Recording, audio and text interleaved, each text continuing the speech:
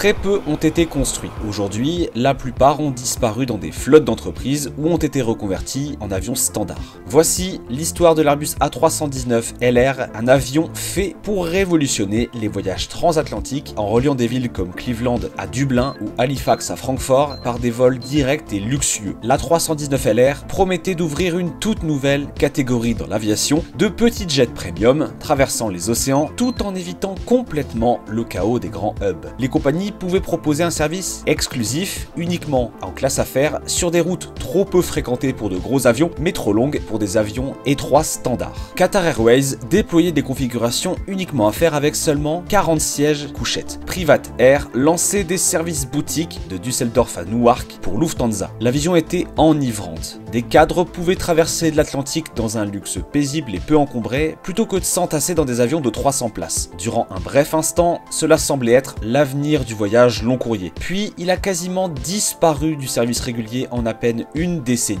Un avion qui résolvait de vrais problèmes a échoué spectaculairement. L'économie brutale qui régit chaque décision dans l'aviation commerciale a écrasé ce concept révolutionnaire. La montée et la chute de l'A319 LR est une leçon magistrale sur la collision entre une vision très audacieuse et la réalité du marché. Le A319 LR n'était pas qu'une variante de plus d'avions. C'était la réponse d'Airbus à un défi spécifique qui embêtait les planificateurs de routes aériennes au début des années 2000. Les gros porteurs traditionnels étaient excessifs pour beaucoup de routes internationales. Déployer un 767 ou un A330 sur une ligne à faible demande revenait à voler à moitié vide. Un suicide financier dans l'industrie aérienne où les marges sont très serrées. Les monocouloirs classiques manquaient à la fois d'autonomie et de confort pour un service transocéanique agréable. Voici l'arrivée du A319 LR. Le plus petit membre de la famille des A320 poussé à ses limites absolues. Les ingénieurs Airbus ont inséré des réservoirs de carburant auxiliaires amovibles dans la soute, ce qui a porté l'autonomie à environ 4500 miles nautiques, suffisant pour relier des villes secondaires européennes à des destinations nord-américaines ou alors pour connecter des capitales pétrolières comme Stavanger à Houston avec des cadres du secteur de l'énergie qui valorisaient le temps au-dessus de tout. La philosophie cabine était révolutionnaire. Plutôt que de bourrer le max de sièges, la plupart des A319 LR transportaient juste 40 à 48 passagers en configuration tout à faire ou premium majoritaire. Imagine un jet privé avec la fiabilité d'une compagnie aérienne. Qatar Airways équipait ses avions de siège totalement inclinables. Le service Private Düsseldorf-Newark ressemblait plus à une salle de réunion volante qu'à un vol commercial. Pour la première fois, traverser l'Atlantique ne voulait plus dire sacrifier espace, silence ou confort. Ce n'était pas une amélioration incrémentale, c'était une réinvention fondamentale du voyage transatlantique. Pour transformer le modeste A319 en concurrent transatlantique, les ingénieurs d'Airbus ont dû faire des sacrifices calculés qui entraient finalement le programme. Le point central était un ensemble de réservoirs de carburant auxiliaires amovibles entassés dans la soute à bagages. Ces réservoirs étaient la clé de l'impressionnante autonomie du LR, mais ils n'étaient pas sans coût. Chaque gallon supplémentaire de carburant signifiait moins d'espace pour le fret, et lors de certaines missions, beaucoup moins de flexibilité pour la charge utile. Airbus est resté minimaliste dans les modifications de la cellule de base, préservant la similitude avec les autres avions de la famille des A320. Cela a permis de garder les coûts maîtrisés, mais aussi les systèmes familiers pour les compagnies aériennes qui exploitaient déjà des A319 et A320. La philosophie opérationnelle était complètement différente. La plupart des A319 LR étaient configurés en tout classe affaires ou avec une majorité de places premium, ne comptant que 40 à 48 passagers. L'accent était mis sur le confort et l'exclusivité plutôt que sur l'économie de masse. Qatar Airways proposait des sièges inclinables à plat pour chaque passager. Private Air a créé une expérience boutique sans pareil pour traverser l'Atlantique. Cette philosophie de conception a créé une épée à double tranchant. La configuration de la cabine était en gros figée, difficile à densifier, impossible à adapter si la demande changeait. Passer d'une cabine tout à faire à une densité très élevée n'était pas une solution rapide, surtout avec tant d'espace sous le plancher occupé par les réservoirs de carburant au lieu de bagages ou du fret.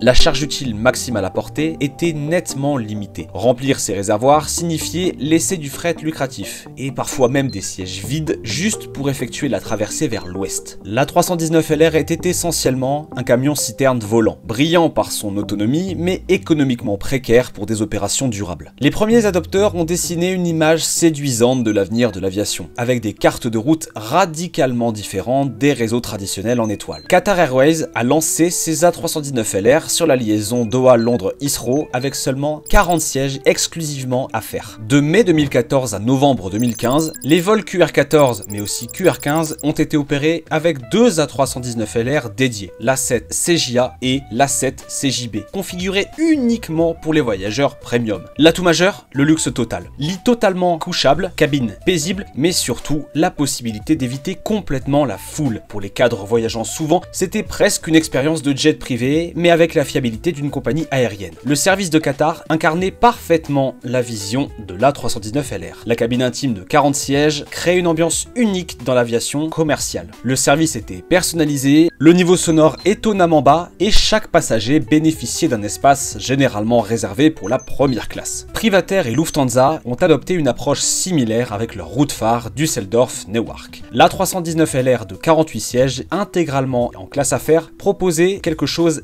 d'inédit. Embarquer dans le calme de Düsseldorf et atterrir directement à New York en évitant totalement les immenses hubs. Eurofly en Italie reliait Milan à New York avec un service élégant A319LR offrant une alternative à l'expérience surpeuplée et impersonnelle des vols transatlantiques traditionnels. Chaque route racontait la même histoire, desservir une demande faible avec des marges élevées. Les villes secondaires pouvaient soudainement offrir un service international direct. Les voyageurs d'affaires pouvaient éviter le chaos des grands hubs. Les compagnies pouvaient cibler des passagers à forte valeur avec des expériences boutiques qui justifiaient des tarifs premium. Pour les passagers suffisamment chanceux pour vivre ces services, l'A319LR tenait ses promesses. La petite cabine créait une atmosphère intime. Le niveau sonore était remarquablement bas. Le service était personnalisé de façon impossible sur des avions plus grands. Derrière chaque campagne marketing soignée se cachait une question fondamentale. Un ultra premium si exclusif pouvait-il vraiment subsister dans le monde impitoyable de l'économie aérienne? La crise financière de 2008 a donné une réponse dévastatrice. Les budgets des déplacements d'entreprise se sont évaporés du jour au lendemain. Les cadres qui payaient joyeusement des tarifs premium pour un service de boutique se sont soudainement retrouvés face à des gels de dépenses et aussi des consignes de réduction des coûts. Les facteurs de charge ont chuté et l'économie fragile du A319LR s'est immédiatement effondrée. Le premier problème était l'économie au siège kilomètre. Avec seulement 40 à 48 sièges premium, le coût de chaque passager a explosé par rapport aux alternatives. Les compagnies aériennes avaient besoin de tarifs extrêmement élevés et surtout d'une demande perpétuellement forte pour rendre ne serait-ce qu'une seule ligne viable. Il n'y avait presque aucune marge d'erreur. Privateer a immobilisé sa flotte alors que la demande disparaissait. Les compagnies qui avaient investi dans le concept de l'A319LR ont vu leur modèle économique soigneusement élaboré s'écrouler. Le dilemme du fret a aggravé le problème. Ces réservoirs de carburant auxiliaires essentiels dévoraient l'espace dans la soute, ne laissant que peu de place pour les bagages ou le fret.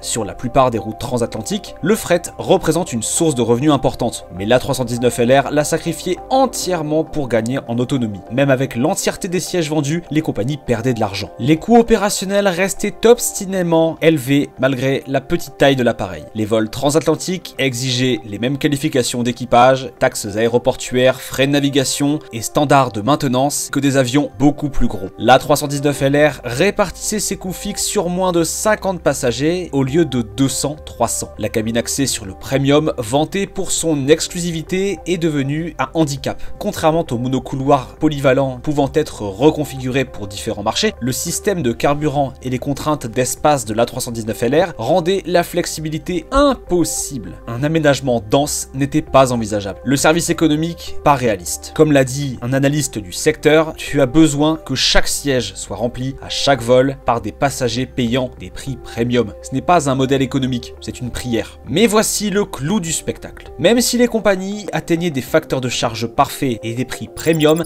elles restaient vulnérables aux chocs externes, capables de détruire instantanément la demande. Alors que l'A319LR peinait à trouver sa place, le monde de l'aviation évoluait rapidement autour de lui, laissant ce petit jet de plus en plus isolé. Le Boeing 787 Dreamliner est arrivé avec une efficacité révolutionnaire qui a redéfini ce que les gros porteurs pouvaient accomplir. Un 787 pouvait transporter près de 5 fois plus de passagers qu'un A319LR configuré pour le business, tout en offrant un coût par siège mile inférieur et en générant des revenus substantiels de fret. Pour les compagnies confrontées à des contraintes de créneaux dans les grands hubs, le choix devenait évident. Les matériaux avancés du 787, ses moteurs efficaces, mais aussi ses caractéristiques appréciées des passagers le rendaient attractif tant pour les compagnies que pour les voyageurs. Des routes qui auraient nécessité plusieurs vols d'A319LR pouvaient désormais être assurées par une seule opération plus rentable avec un gros porteur. Puis sont apparus l'A321LR et surtout l'A321XLR, des avions capables de traverser l'Atlantique avec plus de 200 passagers à des coûts économiques que l'A319LR ne pouvait tout simplement pas égaler. Ces narrowbodies plus récents offraient une autonomie comparable avec des fondamentaux financiers et une flexibilité opérationnelle bien meilleure. La technologie des moteurs a aussi fait un bond en avant. Les progrès en certification ETOPS et la fiabilité des bimoteurs ont éliminé une grande partie de la marge de sécurité qui rendait auparavant nécessaire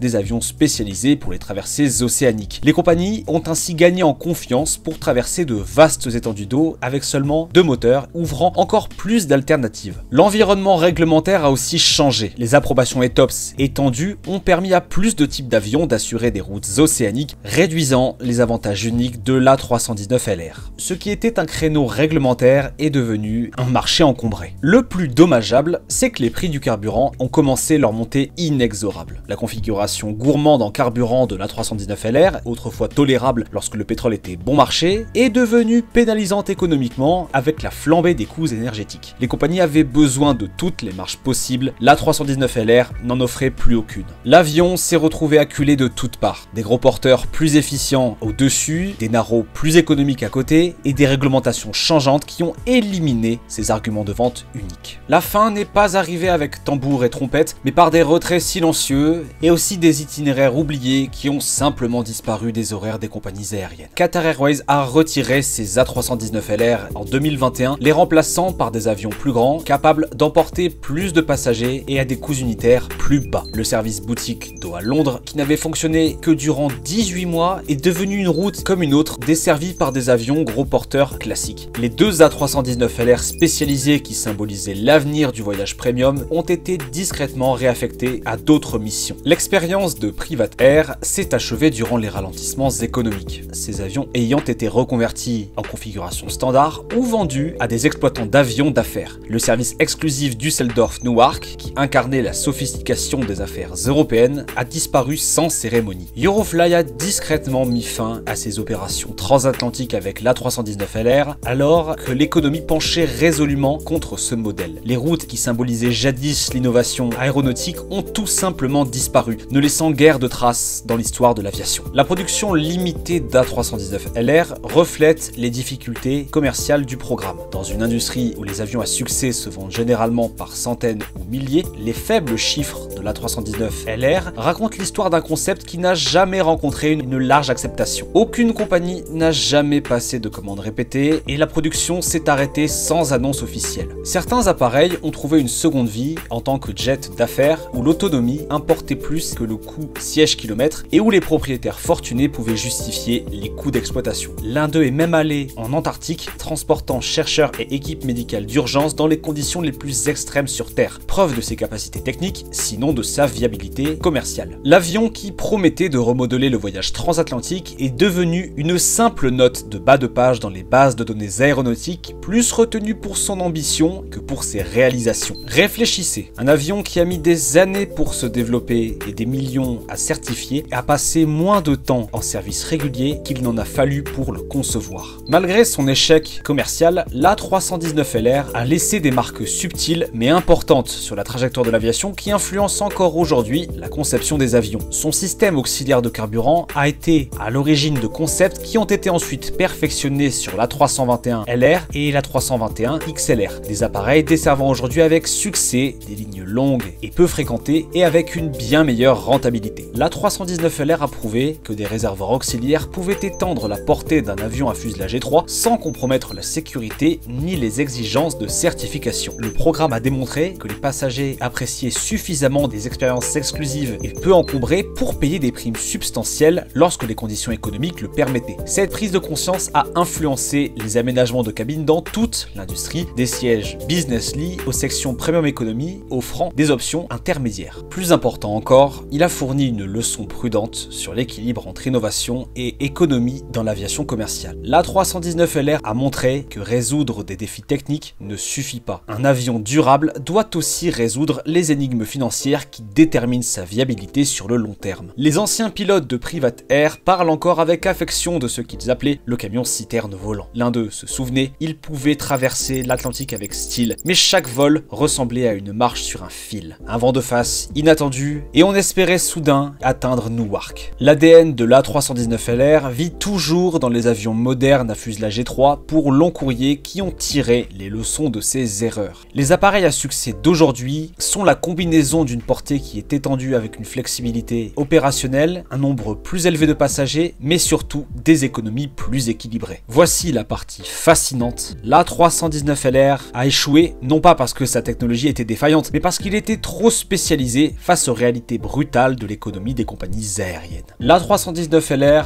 a résolu de véritables défis techniques. Parcourir de longues distances avec peu de passagers, tout en maintenant des standards de confort premium. Les ingénieurs ont prouvé que les systèmes de carburants auxiliaires pouvaient fonctionner de manière sûre et efficace. Le concept de base visant à desservir des routes peu fréquentées avec des avions spécialisés était solide. Mais il n'a jamais résolu l'énigme économique qui détermine le succès dans l'aviation commerciale. Les aménagements très axés premium de l'A319LR, la capacité cargo limitée et les configurations de cabines rigides en ont fait un outil de précision dans une industrie qui valorise avant tout la flexibilité. Les compagnies aériennes ont adoré le concept, mais ne pouvaient pas justifier le coût là où d'autres alternatives leur offraient de meilleures bases financières. Les mathématiques des opérations aériennes sont impitoyables, les chiffres de l'A319LR ne collaient tout simplement pas sur le long terme. Le programme révèle une tension fondamentale dans l'aviation. L'ingénierie peut presque tout résoudre techniquement, mais la physique et l'économie dictent finalement ce qui survit sur le marché. L'innovation doit être équilibrée avec des considérations pratiques bien au-delà des plans sur papier. Peut-être que le A319LR, c'était une expérience nécessaire, une exploration audacieuse qui a ouvert la voie aux actuels avions étroits long courrier à succès. Les leçons tirées de son échec ont guidé la conception, mais aussi le positionnement d'appareils qui servent maintenant avec profit des missions similaires. Ou peut-être était-ce simplement le mauvais avion à la poursuite d'un marché qui n'a jamais vraiment existé à une échelle viable. La demande pour un service transatlantique ultra premium et ultra petit était peut-être plus un mirage qu'une réalité. L'A319LR nous rappelle qu'en aviation commerciale, le fait d'avoir de bonnes idées ne suffit pas. Ces idées doivent aussi être économiquement viables et surtout capables de survivre aux dures réalités des opérations aériennes. L'Airbus A319LR est à la fois un avertissement et une étape dans l'histoire de l'aviation. Il a osé rêver de transformer la connectivité transatlantique et pendant un bref instant, il a tenu cette promesse avec des routes et des expériences jamais vues auparavant. Mais les rêves doivent finalement faire face à la réalité et celle de l'A319LR a été dure. Son économie était trop fragile, son marché trop étroit, son timing trop malchanceux pour assurer un succès durable. L'appareil qui promettait de reshaper l'Atlantique est devenu une simple note de bas de page dans l'histoire de l'aviation, retenu plus pour son ambition que pour ses réalisations. Pourtant, son héritage perdure dans les leçons qu'il a enseignées et les technologies qu'il a lancées. Réfléchis-y, tous les grands programmes aéronautiques aujourd'hui étudient l'échec de l'A319LR pour éviter de répéter ses erreurs. En aviation, parfois, la plus grande contribution d'un avion, c'est de montrer exactement ce qu'il ne faut pas faire. L'histoire des plus audacieux échecs de l'aviation nous enseigne souvent le plus sur ce qui vient après. L'A319LR a prouvé que l'innovation sans une économie durable n'est qu'une expérimentation très coûteuse.